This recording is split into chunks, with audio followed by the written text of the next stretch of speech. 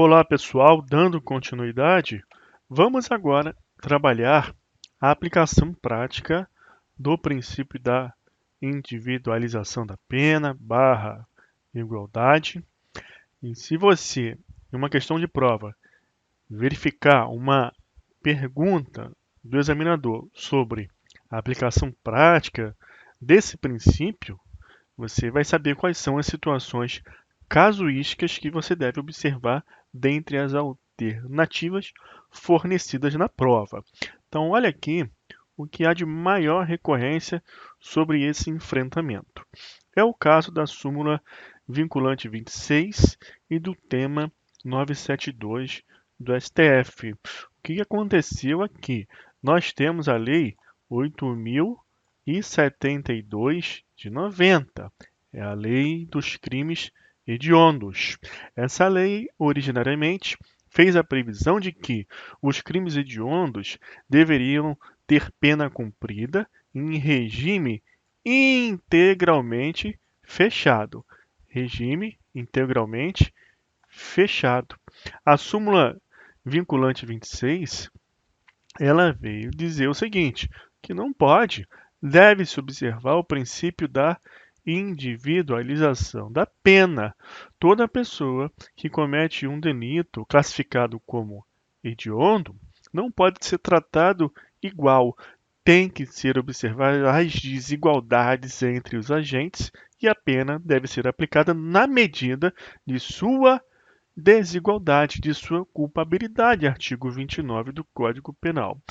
Então, no momento de se verificar a progressão de regime que deve ser aplicada, deve ser oferecida a esses presos, que é direito de todo preso, deve-se observar o que? A inconstitucionalidade, então, dessa previsão da lei dos crimes hediondos, que estava no artigo 2º dessa Lei 8.072, devendo-se avaliar os requisitos objetivos, que é o tempo de cumprimento de pena, e os requisitos subjetivos, que é o comportamento do preso para fins de progressão de regime. Só que depois o legislador ele editou uma nova lei, dizendo que se não pode haver um cumprimento de pena em regime integralmente fechado, pelo menos vamos fixar então o regime inicialmente fechado. Então, o regime agora, para quem comete crimes hediondos, será inicialmente fechado. Já começa fechado. O STF, novamente, aqui no tema 972, fixou a tese de que não pode, é inconstitucional, fixar um regime inicialmente fechado, independentemente de se avaliar as desigualdades eventualmente existentes entre os agentes. Então, também aqui você tem uma expressão do princípio da igualdade. Então, tanto há inconstitucionalidade com relação ao regime integralmente fechado para crimes hediondos, bem como para o inicialmente fechado. Deve-se avaliar os requisitos de cada situação, de cada condenação, de cada pessoa, à luz do artigo 59 do Código Penal, que traz circunstâncias judiciais para avaliação. Na fixação de regime, você tem requisitos objetivos também, tem os subjetivos, que vamos estudar nas aulas sobre regime de pena. Mas você tem aqui um exemplo de aplicação do princípio da igualdade. Tudo bem? Vamos agora verificar uma outra casuística. A situação agora é com relação à reincidência e maus antecedentes. Aqui também foi trabalhado o princípio da desigualdade, que, de acordo com a máxima aristotélica, significa tratar igual aqueles que são iguais e desiguais os desiguais na medida das desigualdades. Então, o que aconteceu aqui?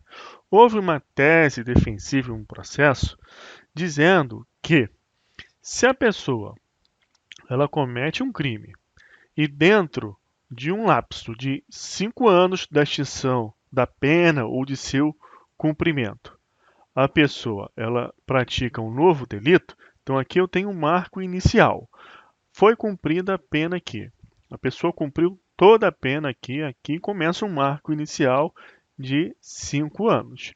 Então, durante um período de 5 anos, do seu cumprimento ou da extinção da punibilidade aqui, você terá reincidência. Se essa pessoa ela por exemplo, comete um novo delito aqui, ó, depois de 2 anos desse marco inicial, ela será reincidente. A reincidência é uma agravante. Então, o juiz, quando, no momento da dosimetria da pena, critério trifásico, artigo 68 do Código Penal, o juiz lá na segunda fase da dosimetria, o que ele vai avaliar? As circunstâncias atenuantes e depois ele vai verificar se tem agravante. Então eu verifico o agravante aqui, primeiro atenuante. Aí eu tenho a pena base. Olho na primeira fase da dosimetria, pena base. Aí fixei, pena base, 3 anos. É onde vai começar para eu fazer os outros cálculos. Se eu tenho uma atenuante, por exemplo, a pessoa tem mais de 70 anos, eu aplico uma atenuante da senilidade, que está no artigo 65.1 do Código Penal. Aí a pena base já diminui. Por que que primeiro é atenuante? Porque sempre se verifica o que é melhor para o condenado. Então eu já baixei mais ainda aquela pena que na pena base estava maior porque eu apliquei um atenuante. Aí depois eu venho, se tem agravante, eu aplico a fração da agravante. E a reincidência é uma agravante. Então na segunda fase da dosimetria da pena, eu vou dar uma majorada ali na pena da pessoa. Então se alguém dentro desses 5 anos do cumprimento ou extinção da pena, pratica um novo crime, é reincidente, então vai ter agravante. Só que aqui, ó, depois de 5 anos, que foi praticado então um delito. Então, ó, já ultrapassou o marco de 5 anos. Só que essa anotação aqui dessa condenação vai continuar lá na FAC, não sai mais da FAC, da folha de antecedentes criminais. Só que, logicamente, o juiz, quando julgar esse novo delito aqui, que foi cometido, por exemplo, depois de 7 anos, desse cumprimento de pena aqui por um crime em que a pessoa foi condenada anteriormente. Então já não é mais reincidente. Esse agente aqui, então, pessoal, ele volta a ser primário. Deixou de ser reincidente, tudo bem? A pessoa volta a ser primária novamente, porque se não cabe a reincidência, quem não é reincidente é primário. Então você vai ter aqui um condenado, ó, primário, novamente, porque já passou do lapso de 5 anos da reincidência. Entretanto, como eu disse, essa anotação por aquela condenação anterior, ela não sai da FAC. Se não sai da FAC, isso aqui vai ser chamado de maus antecedentes. Tem um passado ruim, já teve uma condenação transitada em julgado anteriormente. Então, a pessoa é uma pessoa primária e de maus antecedentes. E isso que foi objeto do tema 150 do STF de agosto de 2012. A defesa alegava que não era possível manter aquela anotação na FAC ultrapassados 5 anos, haja vista que haveria aqui, no mínimo, um bis in idem. A pessoa já pagou pelo aquele crime em razão daquela condenação por aquele fato. Aí, diante de um outro crime, aquele fato vai ser levado em consideração para a consideração de maus antecedentes. Os maus antecedentes, o juiz trabalha no artigo 59 do Código Penal. Tem lá, ó, para fixação da pena base, a pena base é a primeira fase da dosimetria da pena aqui do 58. O juiz fixa a pena base de acordo com os critérios judiciais que estão no artigo 59. Então, se você tem um delito em que a pena é de 5 a 15 anos, o juiz tem que individualizar a pena, vai olhar os requisitos judiciais que estão lá no 59 e vai fixar um valor aqui, uma pena dentre essa margem. Porque esse princípio da individualização da pena e da igualdade tem como destinatário também o legislador. O legislador cumpre essa sua missão, dando uma margem, então, no tipo penal, para que o juiz, que é o aplicador da lei, também é destinatário da norma constitucional que traz a individualização da pena e a igualdade, esse juiz fixar um valor aqui de acordo com a situação de cada um. O juiz vai fixar então a pena base, considerando os critérios do 59. Quando o juiz faz isso, ele olha o que está na FAC. E ele vai ver que tem uma anotação aqui que ele não vai poder usar, preste atenção, não poderá usar essa anotação na segunda fase da dosimetria da pena, para consideração de uma reincidência, porque o delito foi cometido 7 anos depois do cumprimento da pena ou extinção da punibilidade de uma condenação anterior. Então não é mais reincidência. Mas se está na FAQ, o juiz pode usar isso como maus antecedentes. Esses maus antecedentes que é um dos critérios para o juiz fixar a pena base de acordo com 59 da Constituição Federal. E a defesa de uma situação concreta alegava que seria benzinida e que não poderia. O que o STF disse? O STF disse, aqui no tema 150, que essas condenações que não podem ser mais consideradas reincidência por ter ultrapassado o prazo de 5 anos, podem sim ser considerados para fins de maus antecedentes, de acordo com 59 do Código Penal, que trata da pena base. E qual foi o fundamento utilizado pelo STF? Está aqui, ó, princípio da igualdade e individualização da pena. O que o STF considerou? Que você precisa ter réu primário de maus antecedentes e réu primário de bons antecedentes. Porque se você não tiver essa distinção, aqueles que são primários de bons antecedentes serão tratados igualmente a pessoas que são desiguais a ela. Então aqui eu tenho pessoas desiguais. Eu tenho réus primários que já fizeram alguma coisa. E eu tenho réus primários que nunca fizeram nada, que são os primários de bons antecedentes. Então está aqui um fundamento de aplicação do princípio da igualdade no direito penal. E presta muita atenção, pessoal. Essa decisão, esse tema é de agosto de 2020. Então, com certeza, vai cair em todas as provas de concurso público. Eu tenho essa convicção de que será cobrado em qualquer prova de concurso daqui para frente, porque é muito recente isso aqui e é de grande importância a tese utilizada, tá ok? Então vamos em frente agora, vamos ver mais uma aplicação prática do princípio da igualdade. Prisão domiciliar de gestante. Olha aqui, pessoal. Eu tenho duas situações. Eu tenho a mulher gestante e eu tenho aqui, ó, o nascituro.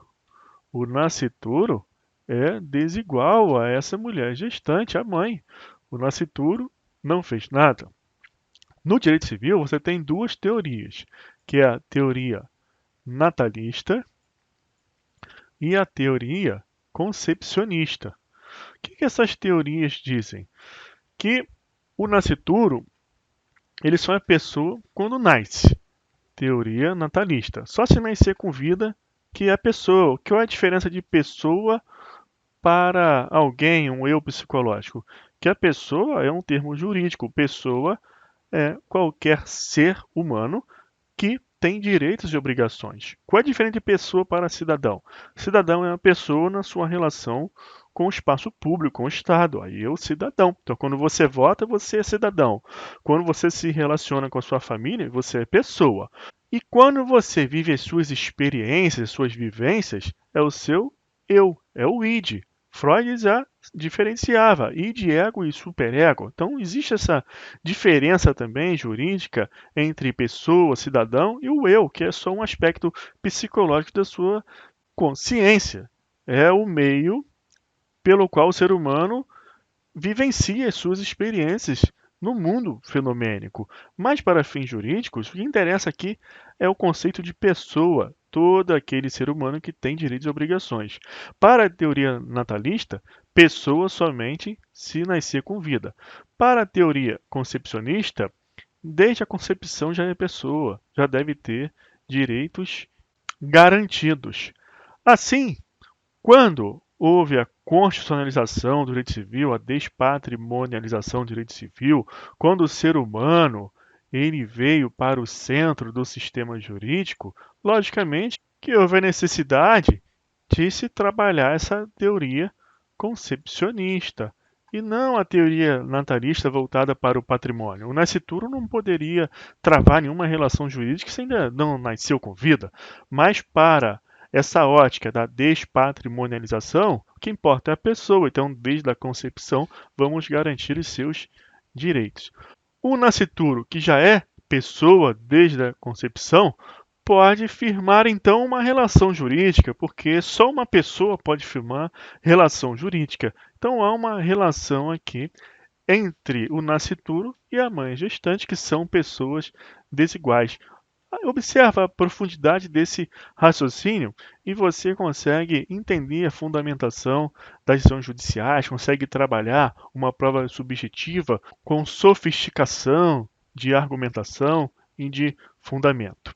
E aqui, pessoal, houve então esse trabalho sobre o princípio da igualdade. Então, a prisão domiciliar para as mulheres gestantes foi objeto desse HC coletivo, que tem muita recorrência em prova.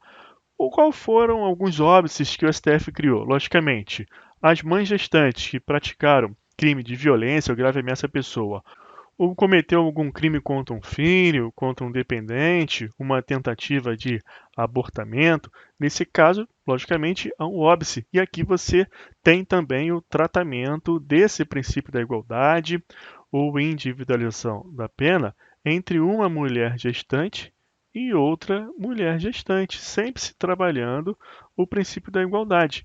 Uma mãe, uma gestante, que não cometeu crime de violência grave ameaça à pessoa, tem que ser tratada desigualmente com relação a outra mãe gestante que cometeu crime de violência ou grave ameaça à pessoa e também de uma outra mãe que cometeu um crime contra um filho, um dependente, uma tentativa de abortamento. Mais uma expressão aqui prática de aplicação do princípio da igualdade. Depois que o STF decidiu nesse HC coletivo, o legislador veio aqui no artigo 308-A e fez inserir no nosso direito positivo esse entendimento do STF, porque o legislador é destinatário para fins de edição das normas gerais e abstratas, e o judiciário é um ente de aplicação da lei. Então você viu aqui a manifestação do princípio da igualdade num caso concreto, à luz do legislador e à luz do judiciário. Vamos em frente ver outra casuística. Agora nós temos a situação da violência doméstica. Você tem pessoas desiguais. A mulher, ela é diferente do homem em alguns aspectos, com relação à força física, por exemplo. Se a mulher não for uma faixa preta de artes marciais ou não tiver uma arma para se defender, o homem, ele tem uma força bruta superior à da mulher. Então, o uso da força de um homem contra uma mulher é uma covardia absurda. E isso também denota o quê? A necessidade de tratar desiguais pessoas desiguais, homem e mulher. E uma outra situação. No ambiente doméstico, há ali um favorecimento de um ambiente que é doméstico para a prática desses tipos de crime que são covardes e o homem cometer a violência contra uma mulher. Então você tem diversas súmulas do STJ que trabalham o princípio da igualdade ou da individualização da pena nesses casos. Por exemplo, da ótica do legislador, nós temos o artigo 41 da Lei Maria da Penha, que veda a aplicação da Lei 9.099, que é a lei do GCRIM, para os casos de violência contra a mulher. Se há uma vedação da aplicação da Lei 9.099 para os casos de violência doméstica contra a mulher, é lógico que aqueles benefícios da transação penal, do sursis processual, que está lá na Lei 9.099, não poderão favorecer réu que comete esse tipo de delito. E aqui você tem a súmula 536 ratificando esse artigo 41 da Lei Maria da Penha. Também, com relação à ação penal, a Lei 9.099, nas lesões leves, traz uma previsão de que lesão leve é crime de ação penal pública condicionada à representação. Mas se, no caso de violência doméstica, você tem a Lei Maria da Penha que tem o artigo 41 e afasta a Lei 9.099, você vai usar a ação penal lá do Código Penal para a lesão leve, que é a ação penal pública incondicionada, súmula 547. Só que aqui no Código Penal, você pode substituir também a pena privativa de liberdade por restritiva de direitos, independente lá da Lei 9.099. Você tem previsão dessa substituição, respeitados os requisitos para tanto, no próprio Código Penal. Só que você precisa diferenciar uma mulher numa situação de vulnerabilidade em ambiente doméstico que é uma prática abominável, muitas vidas são ceifadas em razão desse delito absurdo, de outras situações, porque são situações desiguais, são pessoas desiguais. Mulher em situação de vulnerabilidade doméstica e outra mulher que pode ser eventualmente vítima de um crime praticado por um homem. Como o homem tem essa força bruta em face da mulher, o juiz vai levar em consideração essa situação no momento de dosar a pena para aquele caso concreto. Mas quando há a situação da violência doméstica, é um dado a mais. E isso tem que ser trabalhado de maneira desigual. Então, a súmula 588 do STJ veda para os casos de violência doméstica essa substituição da pena privativa de liberdade por restritiva de direitos. E a súmula 589 veda a aplicação do princípio da insignificância aos crimes praticados contra a mulher em razão de ambiente doméstico. Então você não aplica o princípio da insignificância nesses casos. Aí você tem mais uma expressão da aplicação do princípio da igualdade. Quando você lê lá no Código Penal, crime de violência doméstica, então você tem lá no artigo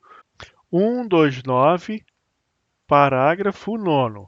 Aqui no 129, parágrafo 9º, você tem o crime de lesão corporal em sede doméstica.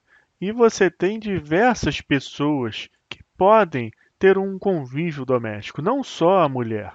Pode ter o irmão, o ascendente, o descendente, pode ter o cônjuge, que também é homem, uma relação homoafetiva, não importa.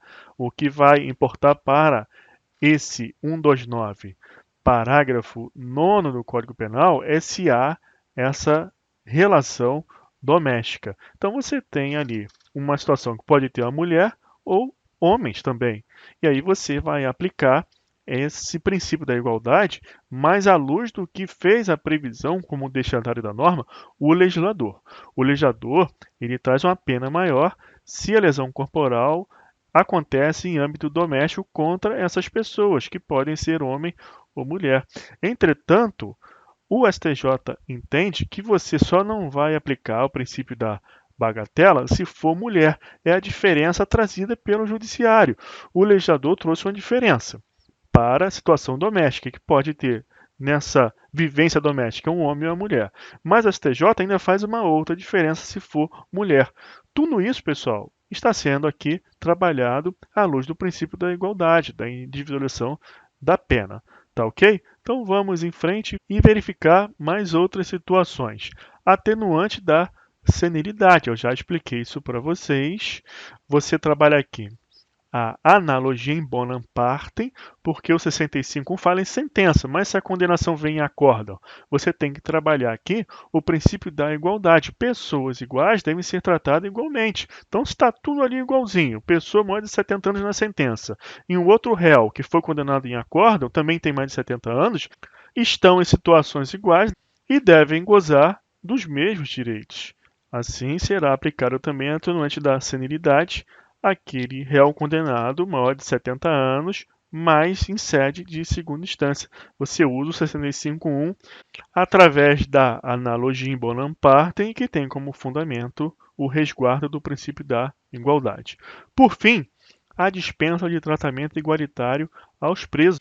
Essa disposição está expressamente prevista, denotando aqui que a administração pública, o administrador, também deve dispensar tratamento igualitário aos presos, observância ao princípio da igualdade e da individualização da pena, salvo se aquela situação que está ocorrendo decorre do juiz da fase de conhecimento que fixou ali uma condenação com base na individualização da pena. Aí lá, no momento da execução, haverá essa distinção, mas tem fundamento.